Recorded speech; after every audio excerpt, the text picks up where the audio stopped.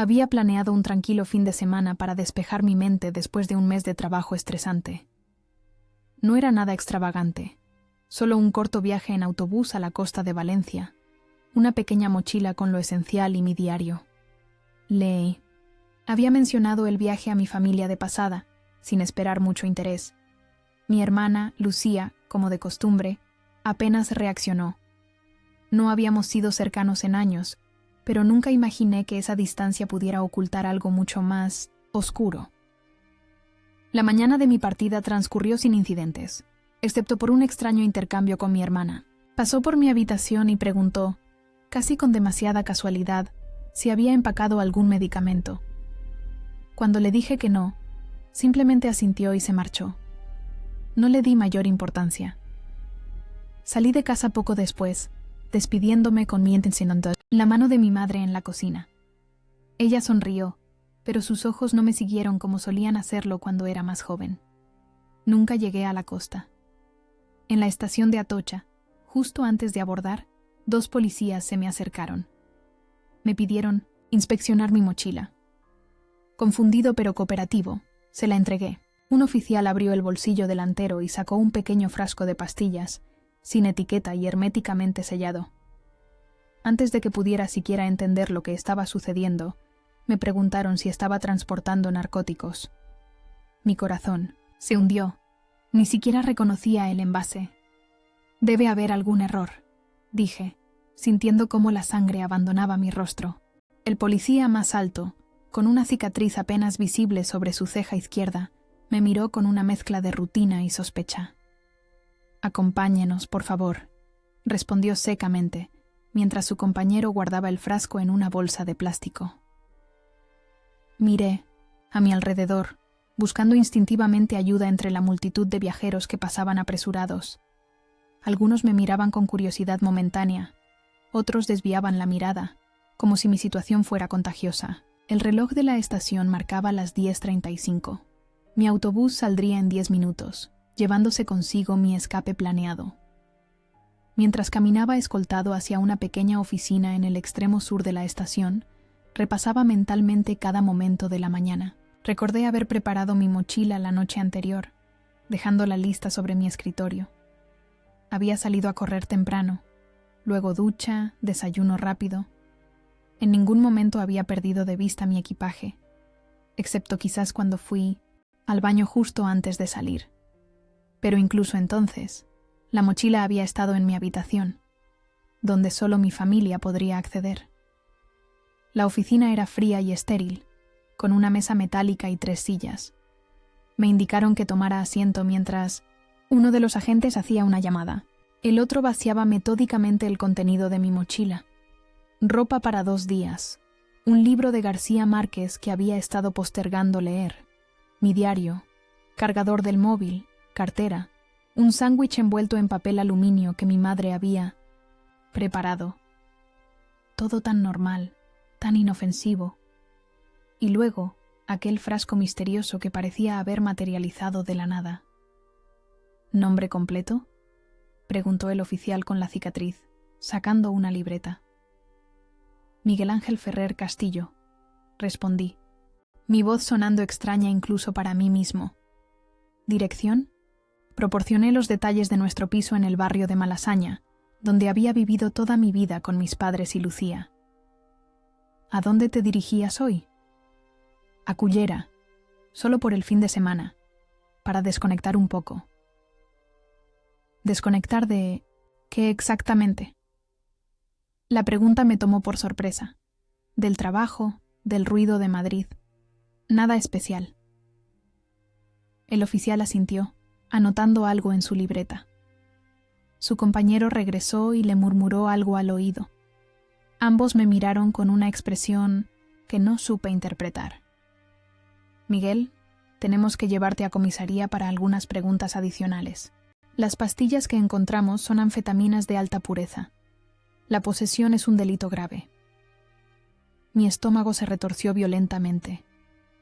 No son mías, protesté, sintiendo el pánico crecer dentro de mí. No tengo idea de cómo llegaron ahí. Tienen que creerme. El oficial más joven, que hasta ahora había permanecido en silencio, habló con voz sorprendentemente amable. Todos dicen lo mismo. Coopera y las cosas irán mejor para ti. Durante el trayecto a la comisaría en el coche patrulla, Madrid parecía una ciudad diferente a través de la ventanilla. Las calles familiares, los edificios que veía todos los días, ahora pasaban como un paisaje ajeno y hostil. Pensé en llamar a mis padres, en cómo reaccionarían. Mi padre, Fernando, siempre había sido estricto pero justo. Mi madre, Carmen, protectora hasta el exceso. Y Lucía, recordé su extraña pregunta sobre la medicación, su mirada esquiva al despedirse. La comisaría de Policía Nacional estaba a apenas 15 minutos de la estación. Un edificio gris y funcional que había visto 1000 veces sin prestarle atención. Ahora, sus puertas se abrían para recibirme, no como ciudadano, sino como sospechoso. Me condujeron a través de pasillos iluminados con fluorescentes, pasando junto a oficinas y salas de interrogatorio. «Espera aquí», indicó el oficial con la cicatriz, señalando una silla en un pequeño cubículo. «Alguien vendrá a tomarte declaración en breve». Me dejaron solo con mis pensamientos, que giraban descontroladamente. ¿Cómo habían aparecido esas pastillas en mi mochila? ¿Quién querría hacerme esto? La respuesta comenzaba a formarse en mi mente, pero era tan dolorosa, tan impensable, que intentaba rechazarla. Sin embargo, como una mancha de tinta en agua clara, la sospecha se expandía, imposible de contener. Mi propia hermana, Lucía, la misma que había crecido compartiendo conmigo juegos, secretos y sueños de infancia, podría ser la arquitecta de mi pesadilla. El interrogatorio comenzó en una sala pequeña con paredes de un amarillo desgastado y una mesa atornillada al suelo. El inspector Ramírez era un hombre de mediana edad con ojos cansados pero atentos. No fue agresivo, pero su tono dejaba claro que no estaba para juegos. «Cuéntame sobre estas pastillas, Miguel», dijo, colocando el frasco sellado sobre la mesa, entre nosotros. «No son mías», repetí por enésima vez. «No tengo idea de cómo llegaron a mi mochila. Nunca las había visto antes». Ramírez suspiró, como si hubiera escuchado esa misma respuesta 1000 veces. ¿A quién ibas a ver en Cullera? «Ah, nadie. Iba solo, para descansar. ¿Quién sabe que viajabas hoy? Mi familia. Algunos compañeros de trabajo, quizás». A medida que las preguntas continuaban, me sentía cada vez más como un personaje atrapado en una película mala, repitiendo las mismas frases una y otra vez, viendo cómo mi credibilidad se desvanecía con cada negación. Finalmente, pedí hacer una llamada. Necesitaba que mis padres vinieran, que me ayudaran a aclarar este malentendido. Ramírez asintió y me llevó a un teléfono fijo en el pasillo. Marqué nuestro número de casa con dedos temblorosos. Mi madre contestó al tercer tono. «Mamá, soy yo, Miguel», dije, intentando mantener la calma. «Miguel, ¿dónde estás?» «Pensé que ya estarías en el autobús», respondió con una voz extrañamente controlada. «Estoy en la comisaría de Chamberí. La policía encontró unas pastillas en mi mochila, pero no son mías. Necesito que vengas y...». Antes de que pudiera terminar, noté un cambio en su respiración. Luego, para mi absoluto horror, escuché cómo su voz se transformaba. Ya no hablaba conmigo, sino sobre mí. «Es mi hijo», le dijo al inspector que había tomado el auricular. «Ha estado pasando por momentos difíciles últimamente. Temíamos que algo así pudiera suceder». Me quedé paralizado, incapaz de procesar lo que estaba escuchando. Mi propia madre hablando de mí como si fuera un desconocido, un delincuente, alguien con problemas que yo mismo desconocía. «Creo que se ha juntado con gente inadecuada», continuó ella. «Su padre y yo hemos notado cambios en su comportamiento. Está más irritable, sale a horas extrañas». Cada palabra era una puñalada. ¿De qué estaba hablando? Yo trabajaba en una editorial como corrector de textos. Llevaba una vida tranquila, casi aburrida. Mis amigos eran los mismos desde la universidad. No había gente inadecuada en mi círculo. El inspector Ramírez me miró con una mezcla de lástima y confirmación, como si las palabras de mi madre justificaran sus sospechas iniciales. Cuando terminó la llamada, me informó que mis padres vendrían en 1 hora. Mientras esperaba, sentado en aquella silla incómoda, intenté encontrar una explicación lógica. Quizás mi madre estaba en shock. Quizás pensó que sería mejor seguirles la corriente a las autoridades por ahora. Pero en el fondo, sabía que había algo más oscuro en marcha. Mi padre llegó primero. Fernando Ferrer, profesor de matemáticas en un instituto público, un hombre de principios rígidos y pocas palabras. Me miró a través del cristal antes de entrar, y por un segundo creí ver duda en sus ojos. Pero cuando habló con Ramírez, repitió casi exactamente las mismas insinuaciones que mi madre. Miguel siempre ha sido un buen chico, dijo con voz grave. Pero últimamente ha cambiado. Creemos que podría estar experimentando con sustancias.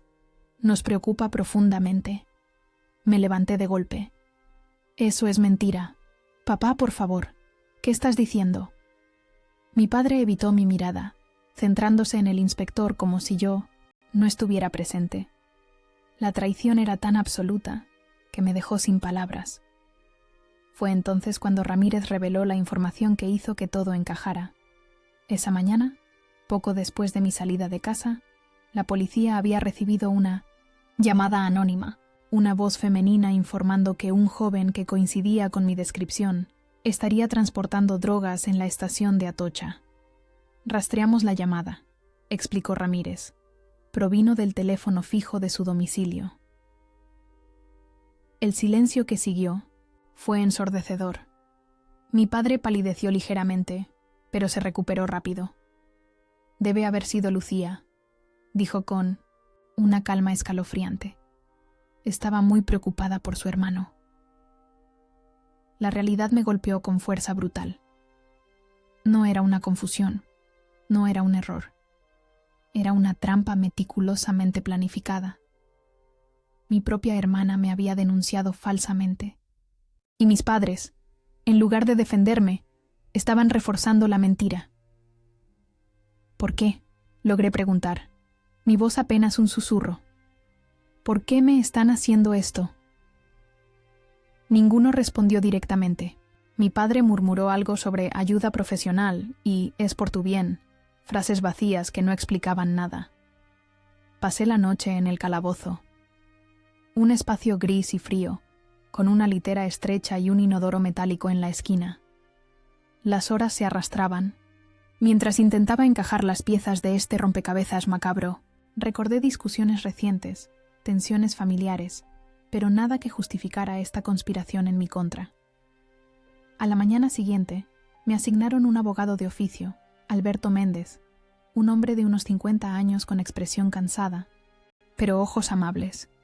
Revisó mi expediente con atención. Las pastillas son Adderall, me informó. Un medicamento para el TDAH, pero muy cotizado en el mercado negro como potenciador cognitivo. ¿Estás seguro que no son tuyas? Completamente seguro, respondí, agradecido de que al menos él pareciera escucharme de verdad. Lo que me preocupa, continuó Méndez, es la declaración de tu familia. Sin antecedentes y siendo una cantidad pequeña, podríamos haber resuelto esto fácilmente. Pero con lo que han dicho tus padres... No necesitó terminar la frase. La preocupación de mi familia me había convertido instantáneamente en culpable. A ojos de la ley, me enfrentaba a cargos por posesión, con posibilidad de tráfico si decidían que la cantidad sugería intención de venta. Lucía vino a visitarme esa tarde. Entró en la sala de visitas con una confianza que me heló la sangre. Se sentó frente a mí, separados por una mesa rayada por años de conversaciones similares. «Hola, hermanito», dijo con una sonrisa que no alcanzaba sus ojos. «¿Por qué?», pregunté directamente, sin saludos ni pretensiones. Lucía mantuvo su expresión impasible. «¿Por qué qué, Miguel? ¿Por qué te metiste en esto? Sabes perfectamente que yo no me metí en nada. Tú pusiste esas pastillas en mi mochila. Tú hiciste la llamada anónima. Por un momento, un destello de algo. ¿Culpa? ¿Satisfacción? Cruzó su rostro, pero desapareció rápidamente. Estás paranoico, respondió con frialdad. Eso es lo que pasa cuando consumes. Empiezas a ver conspiraciones donde no las hay. Siempre fuimos cercanos de niños, Lucía. ¿Qué cambió? ¿Qué te hice para merecer esto? Mi hermana se inclinó hacia adelante, bajando la voz. No todo gira alrededor de ti, Miguel. A veces la gente hace lo que tiene que hacer. ¿Y qué tenías que hacer exactamente? ¿Destruir mi vida?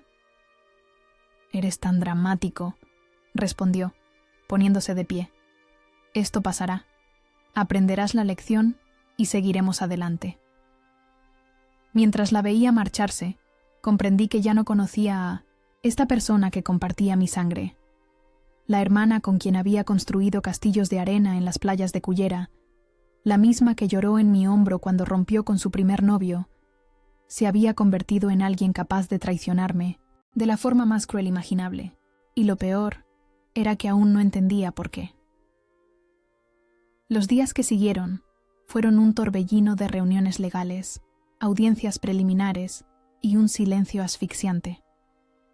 Me liberaron bajo supervisión judicial, gracias a la intervención de Méndez, quien argumentó que sin antecedentes y con un trabajo estable, no representaba un riesgo de fuga, pero el daño ya estaba hecho. La palabra sospechoso parecía brillar sobre mi cabeza como un neón imposible de apagar. Regresar al piso familiar en Malasaña fue como entrar en territorio enemigo. El hogar que me había visto crecer se había convertido en un espacio hostil, donde cada rincón guardaba recuerdos que ahora parecían falsos. Mi madre apenas me miraba a los ojos, moviéndose por la casa como un fantasma que evitaba cruzarse conmigo. Mi padre se refugiaba en su estudio, saliendo solo para las comidas, que transcurrían en un silencio apenas interrumpido por el tintineo de los cubiertos contra los platos. Y Lucía actuaba como si yo no existiera. Pasaba a mi lado, en el pasillo sin el menor reconocimiento, como si fuera invisible. Solo una vez intenté confrontarla directamente, bloqueando su camino hacia la cocina. «Necesitamos hablar», le dije, mi voz temblorosa de rabia contenida. Ella me miró con una indiferencia glacial. «Apártate, Miguel. No hasta que me expliques. ¿Por qué me hiciste esto?» Lucía soltó una risa breve y desdeñosa. ¿Sigues con eso? Supéralo ya. Asume las consecuencias de tus acciones por una vez en tu vida. ¿Mis acciones? Tú pusiste esas pastillas en mi mochila. Tú me denunciaste. Mi hermana me empujó suavemente a un lado. Eres patético. Si no puedes asumir la responsabilidad, al menos ten la dignidad de callarte y aguantarlo. Esas palabras resonaron en mi cabeza durante días. Aguantarlo. Como si esto fuera algún tipo de prueba que debía superar. Un castigo merecido por algún crimen que desconocía haber cometido. Méndez se convirtió en mi único aliado en este escenario distópico. Nos reuníamos en una cafetería cerca de Plaza España, lejos de miradas curiosas. Era un hombre cauto pero amable, con esa mezcla perfecta de escepticismo profesional y empatía humana. Las pastillas coinciden con un medicamento controlado, para la ansiedad, frecuentemente mal utilizado, me explicó durante uno de nuestros encuentros. Sin receta ni una explicación convincente, no pinta bien. Le repetí una y otra vez que las pastillas no eran mías, pero incluso yo podía escuchar lo desesperado que sonaba. La frustración se acumulaba en mi garganta como arena. «Te creo, Miguel», dijo Méndez tras un largo silencio, «pero el tribunal necesitará más que tu palabra contra la versión de tu familia». «¿Mi familia?», repetí con amargura. «Ellos son los que me han puesto en esta situación». Méndez removió su café pensativamente. ¿Has considerado aceptar un acuerdo? Podría ser algo leve, quizás servicio comunitario. ¿Me estás pidiendo que me declare culpable de algo que no hice? Te estoy ofreciendo una salida práctica, respondió con calma. A veces el sistema legal no está diseñado para encontrar la verdad, sino para procesar casos de la manera más eficiente posible. Me negué rotundamente. No iba a admitir un crimen que no había cometido, sin importar cuán práctico fuera. La soledad era insoportable. Dejé de comer con mi familia. Dejé de hablar por completo. Las comidas las tomaba en mi habitación, a deshoras, cuando sabía que la cocina estaría vacía. Me movía por el piso como un intruso, calculando mis movimientos para evitar encuentros. En el trabajo pedí una excedencia, incapaz de concentrarme en corregir textos mientras mi propia vida se desmoronaba sin corrección posible. Comencé a dudar de mí mismo, preguntándome si quizás había recogido la mochila de otra persona, por error, si existía alguna explicación bizarra que no lograba ver. Pero en el fondo, sabía exactamente lo que había sucedido. Querían quitarme de en medio. ¿Por qué? Todavía no lo entendía. Una noche, incapaz de dormir, salí al pequeño balcón de mi habitación. Madrid se extendía ante mí, una constelación de luces y vidas ajenas a mi drama personal. Desde algún piso cercano, llegaba el sonido de una guitarra, alguien tocando flamenco con más pasión que técnica. Pensé en todos los años que había vivido en esta ciudad, caminando por Gran Vía sin imaginar que mi mayor amenaza no vendría de las calles, sino de las personas con quienes compartía apellido. El teléfono vibró en mi bolsillo. Era un mensaje de Teresa, una compañera de la editorial con quien había salido un par de veces antes de que todo esto estallara. ¿Cómo estás? Hace días que no sabemos nada de ti. Dudé antes de responder. ¿Qué podía decirle? ¿Que mi hermana me había tendido una trampa? ¿Que mis padres preferían creerme culpable que enfrentar la verdad? Finalmente escribí, pasando por un momento complicado. Te contaré cuando pueda. Su respuesta llegó casi de inmediato. Estoy aquí si me necesitas. Esas simples palabras desataron algo dentro de mí. Lloré silenciosamente en aquel balcón, bajo el cielo nocturno de Madrid. Lágrimas que había estado conteniendo desde 1900, el momento en que vi aquel frasco de pastillas en manos del policía. No lloraba de miedo ni de autocompasión. Lloraba porque finalmente había aceptado una verdad devastadora.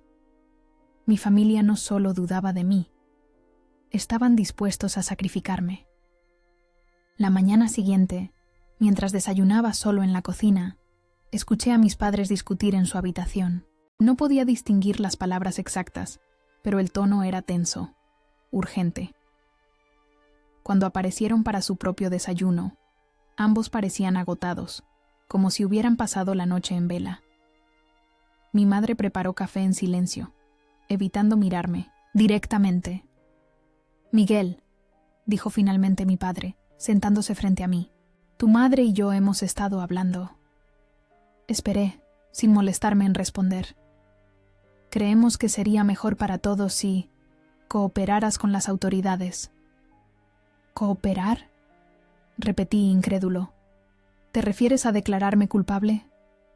Mi madre intervino, su voz suave pero firme. «Es lo más sensato, cariño. Estos procesos pueden alargarse indefinidamente, arruinar reputaciones». «¿Reputaciones?», pregunté, sintiendo cómo la indignación crecía dentro de mí. ¿De eso se trata todo esto? ¿De mantener las apariencias? No simplificaría así las cosas, respondió mi padre con tono condescendiente. Pensamos en tu futuro, en el de la familia. Mi futuro estaría arruinado si me declaro culpable de algo que no hice, protesté. Y en cuanto a la familia, ¿qué familia? ¿La que me tendió una trampa? ¿La que prefiere verme condenado antes que admitir la verdad? Mi madre se sobresaltó, como si la hubiera abofeteado. Mi padre endureció el gesto. «No sé de qué estás hablando», dijo con frialdad, «pero esta actitud solo confirma nuestras preocupaciones sobre tu estado mental». Comprendí entonces que no solo me habían traicionado, Ahora estaban construyendo una narrativa en la que yo era el problemático, el inestable. La estrategia era perfecta. Si actuaba con indignación, solo reforzaba su versión. Si me mostraba abatido, interpretaban mi dolor como culpabilidad. Tarde, en otra de nuestras reuniones, le conté a Méndez sobre la conversación con mis padres. «Quieren que me declare culpable», le dije. «Mi propia familia quiere que asuma un crimen que no cometí». Méndez frunció el ceño, visiblemente perturbado. «Eso es inusual. Normalmente las familias luchan por demostrar la inocencia de sus seres queridos, no al contrario. No hay nada normal en mi familia, aparentemente», respondí con amargura. «Miguel», dijo después de un momento de reflexión, ¿hay alguna razón por la que tu familia querría perjudicarte de esta manera? La pregunta me dejó en silencio. Había estado tan concentrado en el cómo que apenas había considerado el por qué. ¿Qué podría ganar mi hermana con mi caída? ¿Qué secreto estaban protegiendo mis padres que justificara sacrificar a su propio hijo? No lo sé, admití finalmente, pero voy a averiguarlo. Esa noche, mientras todos dormían, revisé meticulosamente el estudio de mi padre. Entre sus papeles encontré documentos relacionados con una propiedad en Torrevieja que desconocía, correspondencia con abogados sobre una herencia y, finalmente, en una carpeta escondida tras los libros de matemáticas, algo que hizo que mi sangre se helara, un informe médico mío de hace años, manipulado digitalmente para incluir diagnósticos de trastornos que nunca había padecido. Las piezas comenzaban a encajar, pero el cuadro que formaban era más oscuro de lo que había imaginado. No se trataba solo de quitarme de en medio temporalmente. Estaban construyendo un caso para declararme mentalmente incapaz, y con las pastillas tenían la evidencia perfecta de automedicación que necesitaban. Una tarde, mientras estaba sentado en mi habitación mirando fijamente la pared, escuché unos golpes en la puerta. Era mi padre, que entró sin esperar respuesta. Mi madre le seguía, como una sombra silenciosa. Se sentaron en el borde de mi cama, como si esto fuera una simple charla familiar de domingo. El ambiente era pesado, cargado de intenciones no expresadas. Mi padre me miró directamente a los ojos y dijo: «Asúmelo, Miguel, es mejor para todos». Esas palabras me revolvieron el estómago. La simplicidad con la que sugería que me entregara a una mentira, que aceptara la culpa de algo que no había hecho, me dejó momentáneamente sin habla. ¿Qué significa eso exactamente?, logré preguntar, controlando mi indignación. Mi madre intervino con un tono que sonaba ensayado. «La reputación, Miguel. Los tribunales son impredecibles y estas cosas desaparecen más rápido cuando uno coopera». No podía creer lo que estaba escuchando.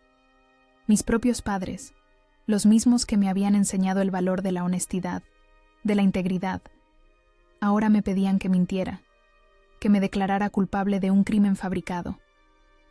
«¿Por qué hacéis esto?», pregunté, mi voz apenas un susurro. «¿Qué os he hecho para merecer esto?». Mi padre suspiró, como si mi pregunta fuera el colmo de la irracionalidad. «No se trata de lo que has hecho, Miguel. Se trata de lo que es mejor ahora, de cómo salir de esta situación con el menor daño posible». «¿El menor daño posible?», repetí, incrédulo. «¿Para quién? Porque desde donde yo estoy, parece que el único que sufrirá las consecuencias soy yo». «No seas egoísta», respondió mi madre, y la frialdad en su voz me heló la sangre. «Piensa en la familia, en cómo esto nos afecta a todos». ¿Egoísta? ¿Yo? La indignación crecía dentro de mí como una marea. Vosotros me habéis puesto en esta situación. Vosotros y Lucía. ¿Y tengo que sacrificarme por el bien de la familia que me ha traicionado? Mi padre se levantó abruptamente. «Basta ya de dramatismos. Nadie te ha traicionado. Estás confundido, y esa actitud paranoica solo empeora las cosas». «¿Paranoico? Encontré los informes médicos falsificados, papá». Sé lo que estáis intentando hacer. Un destello de sorpresa cruzó su rostro, rápidamente reemplazado por una expresión impenetrable. No sé de qué hablas. Los documentos en tu estudio. Los diagnósticos falsos. ¿Cuál es el plan? ¿Declararme incapaz? ¿Quedaros con mi parte de la herencia del abuelo? Mi madre se llevó una mano a la boca, pero no por shock o vergüenza. Era un gesto calculado, una actuación más en este teatro macabro. «Ves, Fernando», dijo, volviéndose hacia mi padre. «Está peor de lo que pensábamos. Delirios, paranoia, exactamente como dijo el doctor Velasco». El doctor Velasco, un nombre que no había escuchado en años, había sido el psiquiatra que me atendió brevemente durante mi adolescencia, cuando pasé por una fase de ansiedad tras la muerte de mi abuelo. 3 sesiones, ningún diagnóstico grave, ninguna medicación. Y ahora, aparentemente, un cómplice en esta conspiración. Nunca padecí ningún trastorno, afirmé, manteniendo la calma a pesar de la rabia que bullía dentro de mí, y ambos lo sabéis perfectamente. Mi padre me miró con lo que parecía casi lástima. «Miguel, llevas años negando tus problemas.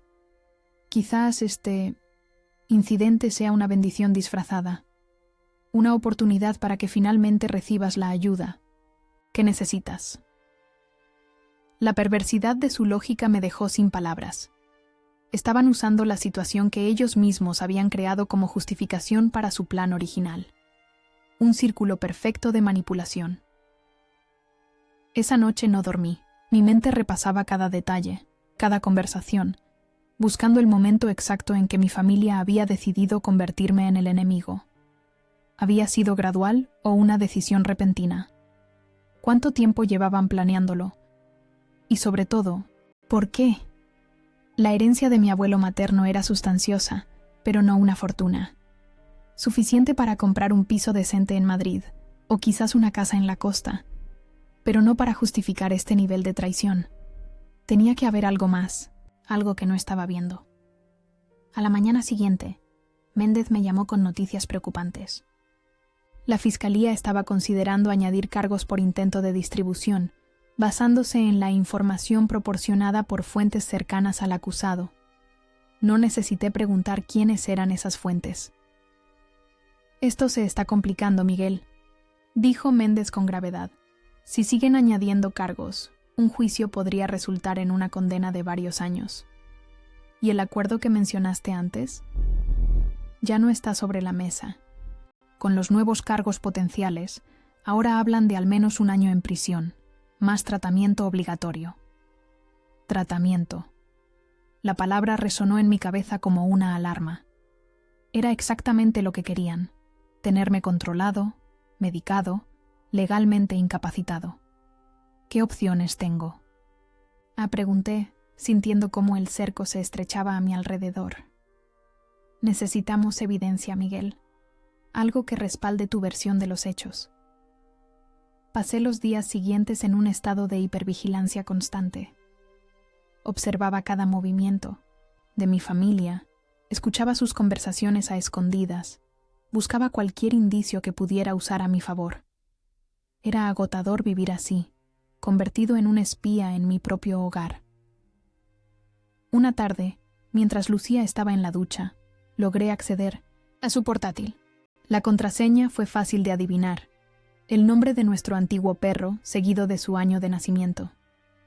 Mi hermana siempre había sido predecible en esas cosas. Lo que no era predecible era el contenido que encontré. En su correo electrónico había una conversación con un abogado especializado en derecho inmobiliario. Hablaban sobre la venta de una propiedad en Torrevieja, la misma que había descubierto en los documentos de mi padre, y mencionaban un obstáculo que debía ser resuelto antes de proceder. En otro email, esta vez con mis padres en copia, Lucía escribía: «El plan está en marcha. M no sospecha nada. Después de esto, el doctor B nos dará lo que necesitamos». Mi sangre se heló. Era la confirmación que buscaba, pero también la prueba definitiva de hasta dónde estaban dispuestos a llegar. No se trataba solo de la herencia o de la propiedad en Torrevieja. Había algo más grande en juego, algo que justificaba destruir mi vida. Copié los correos a una memoria USB que siempre llevaba conmigo y cerré el portátil justo cuando escuché que el agua de la ducha dejaba de correr. Regresé a mi habitación, el corazón latiendo con tanta fuerza que temía que pudieran oírlo a través de las paredes. Esa noche, durante la cena, noté que Lucía me observaba con una intensidad inusual. ¿Sabría que había accedido a su portátil? ¿Habría dejado alguna pista? ¿Pasa algo, Miguel?, preguntó finalmente, con una sonrisa que no alcanzaba sus ojos. Pareces nervioso. Solo cansado, respondí, forzando una sonrisa igualmente falsa. No duermo bien últimamente. Es comprensible, intervino mi padre. El estrés afecta el sueño. Quizás deberías consultar al doctor Velasco. Podría recetarte algo. Ahí estaba, de nuevo, la insistencia en medicarme, en ponerme bajo control médico. Cada conversación, cada interacción, parecía dirigida hacia el mismo objetivo. Lo pensaré, respondí vagamente, sabiendo que jamás pondría un pie en la consulta de Minamciento Velasco. Después de la cena, mi madre me siguió hasta mi habitación. Por un momento irracional, pensé que venía a disculparse, a confesar la verdad, a ponerse de mi lado como había hecho durante toda mi infancia. Pero sus primeras palabras destrozaron esa esperanza. Tu padre y yo hemos estado hablando, comenzó, su voz suave pero firme. Creemos que lo mejor sería que ingresaras voluntariamente en una clínica, solo por unas semanas, para ayudarte a superar este episodio.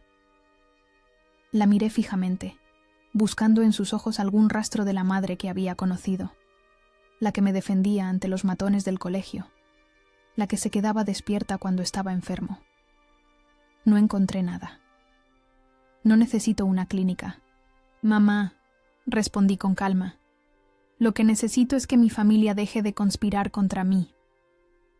Su expresión se endureció ligeramente. ¿Ves? Ese tipo de comentarios es exactamente por lo que nos preocupamos. No todo gira alrededor de ti, Miguel. No todo es una conspiración.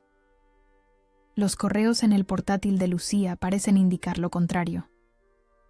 Mi madre palideció visiblemente. ¿Has estado husmeando en las cosas de tu hermana? Igual que vosotros, habéis estado husmeando en mi vida, fabricando pruebas en mi contra, manipulando mi historial médico. Nos miramos en silencio durante lo que pareció una eternidad. Finalmente, ella suspiró, como si yo fuera un caso perdido. Descansa, Miguel. Hablaremos mañana. Cuando cerró la puerta tras ella, supe que el tiempo se me acababa. Tenían un plan, y yo era solo un obstáculo a eliminar. Si quería salvarme, necesitaba actuar pronto. Méndez me llamó a la mañana siguiente, más energizado de lo que jamás lo había escuchado. Su voz transmitía una mezcla de urgencia y esperanza que me hizo incorporarme de inmediato en la cama. He estado investigando por mi cuenta, me dijo sin preámbulos, y creo que encontré algo que podría ayudarnos. Me explicó que había solicitado discretamente las grabaciones de las cámaras de seguridad de nuestro edificio. El portal del inmueble tenía un sistema de videovigilancia instalado el año anterior, tras una serie de robos en el barrio. La mayoría de los vecinos ni siquiera recordaban su existencia, pero Méndez, con su meticulosidad característica, no había pasado por alto ese detalle. No quise decirte nada hasta estar seguro, continuó. Pero lo tenemos, Miguel. Tenemos la prueba. El corazón me latía con fuerza mientras escuchaba. Las grabaciones mostraban claramente a Lucía entrando en mi habitación la mañana de mi partida, apenas minutos antes de que yo saliera. Llevaba algo pequeño en la mano, exactamente del tamaño del frasco de pastillas que la policía había encontrado. Se la veía abriendo mi mochila, introduciendo el objeto y marchándose. Fría, calculada. Un solo fotograma la mostraba mirando hacia el pasillo, sin percatarse de la cámara situada en el techo. Es perfectamente admisible como prueba, aseguró Méndez. Ya he presentado una solicitud formal para que se incorpore al expediente y... se retiren los cargos contra ti. La mezcla de alivio y vindicación que sentí fue abrumadora. Por primera vez en semanas, respiré profundamente, como si hasta ese momento hubiera estado conteniendo el aliento sin darme cuenta. «Hay más», añadió Méndez, su voz bajando ligeramente de tono. «Mientras investigaba, encontré algunas irregularidades en la documentación relacionada con la herencia de tu abuelo. Parece que la propiedad de Torrevieja no es lo único en juego. Hay una cuenta en Suiza que tu abuelo dejó específicamente a tu nombre, con la condición de que accedieras a ella al cumplir los 30 años o antes si formabas una familia. La revelación me dejó atónito. Nunca había sabido de la existencia de esa cuenta. Mi abuelo y yo siempre habíamos sido cercanos, pero jamás mencionó un legado de esa naturaleza. ¿Cuánto? Ni comencé a preguntar, pero Méndez se me adelantó. Poco más de 1 millón de euros. Tu abuelo hizo algunas inversiones inteligentes en su juventud, y parece que tu padre es el administrador temporal hasta que cumplas los requisitos.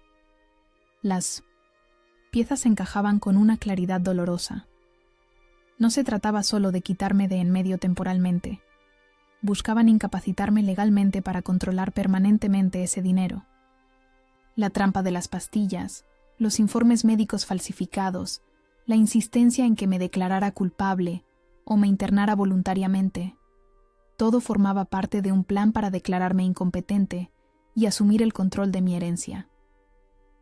Necesito confrontarlos, dije, sintiendo cómo la indignación crecía dentro de mí, con las pruebas en la mano. Con cuidado, Miguel, advirtió Méndez. Ya han demostrado hasta dónde están dispuestos a llegar. No los subestimes. Esa tarde, preparé cuidadosamente el escenario para la confrontación. Pedí a Méndez que viniera al apartamento con las grabaciones y contacté también con Raúl, un notario amigo de la editorial donde trabajaba. Quería testigos externos, personas sin conexión emocional con mi familia que pudieran atestiguar lo que iba a ocurrir. A las 7 en punto, cuando sabía que todos estarían en casa, los reuní en la sala de estar. Mi padre frunció el ceño al ver a los desconocidos, claramente molesto por esta intrusión inesperada. «¿Qué significa esto, Miguel?», preguntó con autoridad, como si aún tuviera algún control sobre la situación.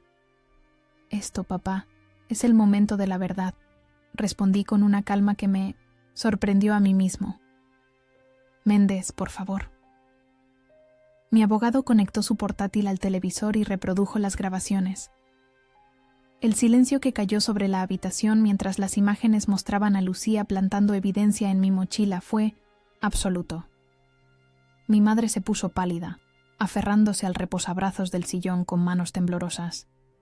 Mi padre se quedó completamente inmóvil, con la boca ligeramente abierta, incapaz de articular palabra. La ilusión de su control perfecto se hacía añicos ante mis ojos. Lucía, sentada en el extremo del sofá, no mostró remordimiento alguno. Su rostro era una máscara de indiferencia calculada, como si estuviera viendo un documental sobre extraños en lugar de pruebas de su propia traición. «También sé lo de la cuenta en Suiza», añadí, mirando directamente a mi padre. «El dinero que el abuelo me dejó y que administras temporalmente, ¿era ese el plan? ¿Declararme incapaz para que nunca pudiera reclamarlo?» Mi padre recuperó parcialmente la compostura. «No entiendes nada, Miguel. Ese dinero no es lo que crees. Tu abuelo no estaba en sus cabales cuando hizo ese testamento. Te favoreció injustamente sobre tu hermana. ¿Y en lugar de impugnarlo legalmente, decidisteis destruirme?», pregunté, incrédulo ante su justificación. «Íbamos a cuidar de ti», intervino mi madre, su voz quebrada por lo que parecía ser una emoción genuina por primera vez en semanas. «En una buena clínica, con los mejores especialistas, y el dinero se invertiría para el futuro de ambos, tuyo y de Lucía». La perversidad de su lógica me dejó momentáneamente sin palabras. En su mente distorsionada, no estaban robándome. Estaban cuidando de mí mientras se apropiaban de mi herencia. «¿Y las pastillas?», pregunté, volviéndome hacia Lucía. ¿También era por mi bien? Mi hermana finalmente rompió su silencio. Fue idea de papá, dijo con frialdad. Yo solo ejecuté el plan. Alguien tenía que hacerlo. Mi padre la fulminó con la mirada, traicionado por su propia cómplice. Cállate, Lucía. ¿Por qué? ¿Debería? Replicó ella, con una amargura que me sorprendió. Ya está todo perdido. Miguel tiene las pruebas, tiene a su abogado, tiene a un notario presenciando todo esto. Se acabó. Nada está acabado, insistió mi padre, pero su voz carecía de la convicción habitual. Esto se puede arreglar en familia. No necesitamos a extraños metiéndose en nuestros asuntos. Méndez carraspeó suavemente. Me temo, señor Ferrer, que esto ya no es solo un asunto familiar. Tenemos evidencia de una conspiración para inculpar falsamente a su hijo, además de posible falsificación de documentos médicos y un intento de fraude relacionado con una herencia. Son delitos graves. Mi padre se desmoronó visiblemente ante estas palabras. La gravedad de su situación parecía golpearle de repente. Mi madre comenzó a llorar silenciosamente, grandes lágrimas rodando por sus mejillas maquilladas. Solo queríamos lo mejor para la familia, sollozó. Miguel siempre fue tan independiente, tan difícil de controlar. No entendíamos por qué el abuelo le dejó tanto a él y nada a Lucía. Quizás porque él veía lo que vosotros no quisisteis ver, respondí, sintiendo una mezcla de tristeza y liberación, que Lucía es exactamente como vosotros. Mi hermana se levantó bruscamente. No me juzgues, Miguel. No tienes ni idea de lo que es vivir bajo tu sombra. El nieto favorito, el hijo perfecto, el que siempre consigue lo que quiere sin esfuerzo. La miré, realmente la miré, quizás por primera vez en años. Vi a una mujer consumida por la envidia y el resentimiento, moldeada por los mismos padres que habían intentado destruirme. En cierto modo, ella también era una víctima, aunque eso no excusaba sus acciones. Esto es lo que va a pasar, dije, dirigiéndome a los tres. Voy a retirar los cargos contra Lucía, con una condición, que todos firméis una declaración. Reconociendo lo que habéis hecho, y renunciando a cualquier derecho sobre mi herencia. El notario redactará el documento ahora mismo. ¿Por qué harías eso?, preguntó mi padre, con genuina incredulidad. Podrías enviarnos a prisión. Porque, a diferencia de vosotros, no quiero destruir a mi familia, respondí. Solo quiero mi vida de vuelta y asegurarme de que nunca más podáis interferir en ella. Durante las siguientes 2 horas, el notario redactó el documento mientras mis padres y Lucía permanecían sentados en un silencio tenso.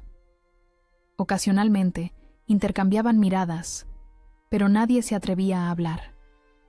La magnitud de lo que habían hecho y de lo cerca que habían estado de salirse con la suya, parecía haber caído sobre ellos como una losa. Cuando finalmente firmaron, sentí como un peso inmenso se levantaba de mis hombros. No era el final feliz que habría deseado, pero era un final al menos. Un punto de partida para reconstruir mi vida desde los escombros que mi propia familia había creado. Esa noche, mientras empacaba algunas pertenencias para mudarme temporalmente a casa de Méndez, quien generosamente me había ofrecido su habitación de invitados, encontré una vieja fotografía en el fondo de un cajón. Éramos los 4 en la playa de Cullera, 10 años atrás. Sonreíamos a la cámara, los brazos entrelazados, una familia, perfecta bajo el sol valenciano. Me quedé mirando esas caras sonrientes, preguntándome en qué momento exacto todo empezó a torcerse, cuando el amor se transformó en ambición, la lealtad en traición. Guardé la foto en mi maleta, no por nostalgia, sino como recordatorio de que las apariencias engañan y de que a veces las amenazas más peligrosas vienen de quienes se supone que deben protegernos. Los cargos fueron retirados en menos de una semana. Mi expediente quedó limpio y mi nombre restaurado. Pero lo que se había roto dentro de mí no podía ser reparado con papeles legales o disculpas vacías. Lucía ni siquiera intentó negar su participación en la conspiración. Afirmó que había sido una broma, una forma de darme una lección. Como si casi destruir la vida de alguien pudiera considerarse una broma. No lloró. Yo tampoco. Me iba. Mudé el mes siguiente. Encontré un pequeño apartamento en Lavapiés, modesto pero tranquilo, con una terraza diminuta desde donde podía ver un fragmento de cielo madrileño entre edificios centenarios. Méndez me ayudó a contactar con una terapeuta, la doctora Alarcón, y comencé a reconstruirme desde dentro. La confianza no llega fácilmente ahora. No dejo que las personas se acerquen demasiado. Pero ya no vivo atrapado en la historia que otros escribieron para mí. Mi primer domingo en el nuevo apartamento lo dediqué a desempacar cajas y ordenar mis escasas pertenencias. Teresa vino a ayudarme, trayendo café y churros de la churrería de la esquina. No había juzgado mi historia cuando finalmente le conté todo. Solo me había abrazado en silencio durante largo rato. ¿Cómo te sientes realmente con todo esto?, me preguntó mientras colgábamos algunos cuadros en la pared. Liberado, respondí tras reflexionar un momento. Y traicionado, las dos cosas a la vez, si es posible. Teresa asintió, entendiendo la contradicción. ¿Has sabido algo de ellos desde que te mudaste? Mi madre me envió un mensaje. Dice que me extraña, que la casa está vacía sin mí, dije, sintiendo una mezcla de amargura y nostalgia. Como si hubiera sido yo quien eligió marcharme. ¿Y tu padre? Silencio absoluto. Lucía igual. Supongo que es mejor así. En los meses que siguieron, establecí una nueva rutina. Volví a la editorial, donde mis compañeros me recibieron con una mezcla de curiosidad y apoyo. Los rumores habían circulado, por supuesto, pero decidí enfrentarlos directamente, contando una versión simplificada de lo ocurrido. La transparencia resultó ser terapéutica. Cada mañana caminaba desde Lavapiés hasta el edificio de la editorial en Chueca, un trayecto de 20 minutos que me servía para ordenar mis pensamientos. Las sesiones con la doctora Alarcón 2 veces por semana me ayudaban a procesar el trauma, a entender que lo que había ocurrido no era culpa mía. La traición dice más sobre quien traiciona que sobre quien es traicionado, repetía ella. Y poco a poco comencé a interiorizar esa verdad. La cuenta en Suiza resultó ser real, y mayor de lo que Méndez había estimado inicialmente. Mi abuelo, un hombre prudente y visionario, había invertido en tecnología en los años 90, multiplicando su inversión original. Cuando finalmente tuve acceso a los fondos, sentí una responsabilidad abrumadora. No quería que ese dinero me cambiara, que me convirtiera en alguien parecido a mi familia. Decidí invertir la mayor parte en un fideicomiso para causas que me importaban. Programas de alfabetización en barrios desfavorecidos, becas para jóvenes, escritores, apoyo a refugiados. Mi abuelo siempre había valorado la educación y la solidaridad. Me pareció el mejor homenaje a su memoria. Una tarde de primavera, casi un año después del incidente, me encontré con Lucía por casualidad, en el Retiro. Estaba sentada en un banco cerca del estanque, alimentando a los patos. Se veía diferente, más delgada, con el pelo más corto. Durante un momento contemplé la posibilidad de darme la vuelta y evitar el encuentro, pero algo me impulsó a acercarme. «Hola, Lucía», dije simplemente, manteniéndome a cierta distancia. Ella alzó la vista, sobresaltada. El reconocimiento fue seguido inmediatamente por una expresión que no supe interpretar. ¿Vergüenza? ¿Resentimiento? ¿Quizás una mezcla de ambos? «Miguel», respondió con voz neutra. «No esperaba verte aquí». «Yo tampoco», admití. «¿Puedo sentarme?». Asintió brevemente, haciéndose a un lado en el banco. Nos quedamos en silencio durante varios minutos, observando a los patos que se deslizaban por el agua verdosa. «¿Cómo estás?», preguntó finalmente, sin mirarme directamente. «Bien, diferente. ¿Y tú?». «Sobreviviendo», respondió. y por primera vez detecté vulnerabilidad en su voz.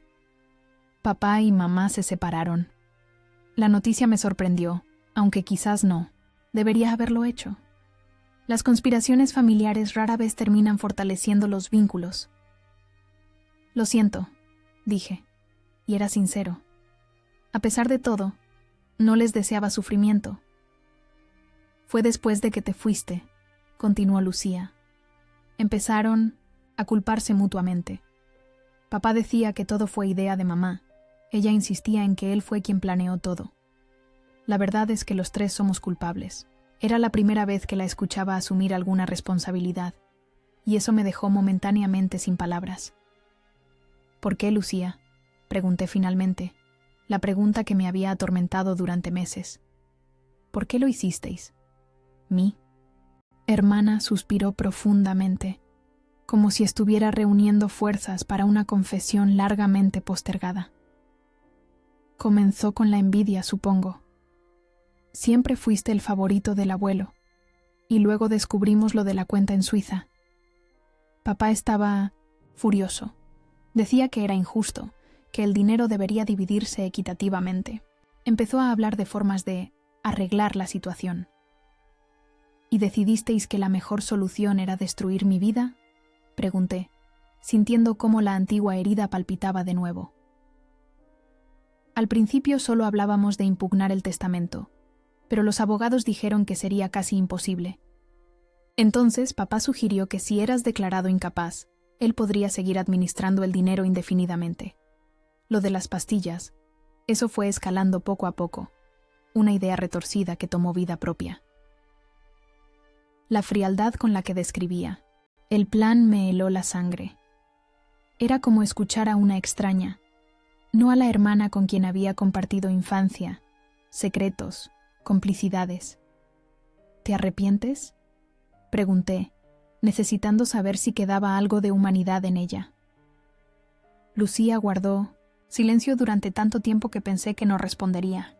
Cuando finalmente habló, su voz sonaba diferente, más pequeña, despojada de la arrogancia que la había caracterizado durante nuestra última confrontación. Cada día, dijo simplemente. Pero sé que eso no cambia nada. Tenía razón. El arrepentimiento no borraba el daño causado, no restauraba la confianza destruida. Sin embargo, había algo liberador en escuchar esa admisión. No puedo perdonarte, le dije con honestidad. Al menos no ahora. Quizás nunca. Lo entiendo, respondió, y por primera vez desde que comenzó nuestra conversación, me miró directamente, a los ojos. No estoy pidiendo perdón, Miguel. Solo quería que supieras que reconozco lo que hice y que lo lamento profundamente. Nos despedimos poco después, un adiós incómodo que no prometía reconciliación ni cierre definitivo. Mientras la veía alejarse por el sendero del parque, pensé en todas las versiones de mi hermana que había conocido a lo largo de los años. La niña risueña que construía castillos de arena conmigo, la adolescente rebelde que desafiaba a nuestros padres, la joven amargada que había participado en mi destrucción, y ahora esta nueva Lucía, aparentemente arrepentida, pero irreparablemente distanciada. A veces, mientras trabajo en manuscritos ajenos en la editorial, corrigiendo historias que otros han escrito, todavía escucho el eco de las palabras de mi padre. Asúmelo, es mejor para todos. Y cada vez me recuerdo a mí mismo. ¿Mejor para quién?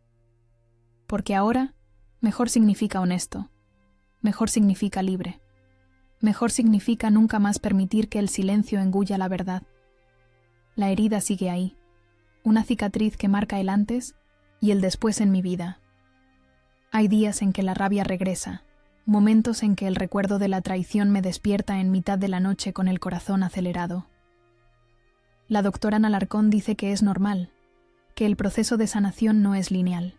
Las traiciones familiares son particularmente dolorosas, explica, porque desafían nuestra noción básica de seguridad en el mundo. Mi nuevo apartamento ya no parece tan vacío.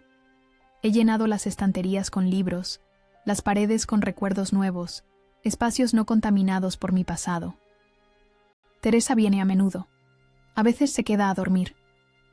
No hemos puesto nombre a lo nuestro. Preferimos que evolucione naturalmente, sin expectativas ni presiones.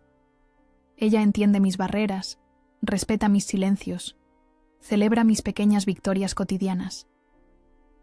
Hace poco encontré un trabajo como editor en una pequeña editorial independiente, un ascenso respecto a mi antiguo puesto de corrector. Me permite trabajar con autores noveles, ayudarles a dar forma a sus historias, a encontrar su voz. Hay algo profundamente satisfactorio en ser parte de ese proceso creativo, en contribuir a que otras personas cuenten sus verdades. En mi mesita, de noche guardo la antigua fotografía de mi familia en la playa de Cullera, no como reliquia nostálgica, sino como recordatorio de dónde vengo, lo que he superado, lo que nunca más permitiré. Junto a ella, una nueva imagen. Yo solo, sonriendo en la terraza de mi apartamento, con Madrid extendiéndose a mis pies, como un lienzo de posibilidades. Mi abuelo solía decir que las personas tienen dos familias en la vida, aquella en la que nacen y aquella que eligen. Durante mucho tiempo no entendí realmente lo que quería decir. Ahora lo comprendo perfectamente. Mi familia elegida es pequeña pero genuina. Teresa, Méndez, quien sigue siendo más amigo que abogado. Algunos compañeros de la editorial, vecinos del barrio con quienes comparto café y conversación. A veces me pregunto qué pensaría mi abuelo de todo esto, si estaría decepcionado al ver en qué se convirtió la familia que dejó atrás. Me gusta creer que entendería, que aprobaría mi decisión de alejarme y reconstruir. Después de todo, fue él quien me enseñó que el verdadero valor no está en aguantar lo injusto por lealtad malentendida, sino en tener el coraje de defender la verdad, aunque duela, aunque signifique quedarse solo. Y lo cierto es que ya no estoy solo. Estoy conmigo mismo, íntegro por primera vez en mucho tiempo. Y eso, he descubierto, es más compañía de la que jamás tuve cuando estaba rodeado de mi familia.